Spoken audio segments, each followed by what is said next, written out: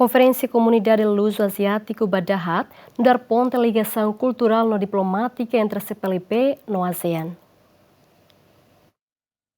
Conferência Comunidade Luso-Asiático Badahat e Adili dar ponte ligação cultural no diplomática entre a comunidade dos países de língua portuguesa no ASEAN. Vice-primeiro-ministro, ministro coordenador de assuntos econômicos, no ministro Turismo no Ambiente, Francisco Calvo Adilai, declara e a discurso abertura à sessão da rua, conferência APCC e a sábado Tuir Calvo Adilai, comunidade luso-asiática no dar grupo nebe forma José Emasira e a Ásia, nebe e a descendência, influência com ligação ao Portugal e a minha língua, costume, religião com herança histórica, a século XVI, banheira Portugal, a expansão marítima, no estabelece colônia, no relação comércio e a região Barak e a Ásia.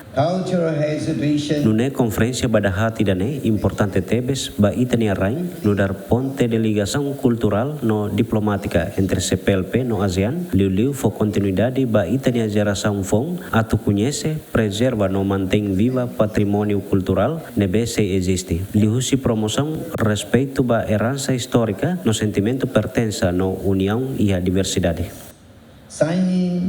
Calguadi Hatutang, Timor-Leste, no nação nebe usa linha oficial português, no membro ba CPLP. Também Timor-Leste orgulho rola parte importante e a família luso-asiática no dar reflexo ba interligação ida, use Oriente to Ocidente.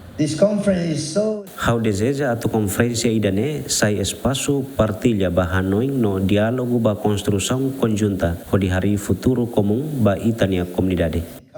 A part of our identity. Vice-primeiro-ministro espera laços se sai forte lutar no bela transforma e a oportunidade de hadia futuro ba geração fonsira. Conferência participa moço vice-primeiro-ministro Kairala Sanane Guzmão, membro governo Sira, representante comunidade portuguesa Husi Malacca, Malásia, Sri Lanka, Myanmar, Tailândia, Macau, China, Goa, Índia, Togo, no Flores, Indonésia. Bem-vinda Simenes, Simão Simenes, GMN.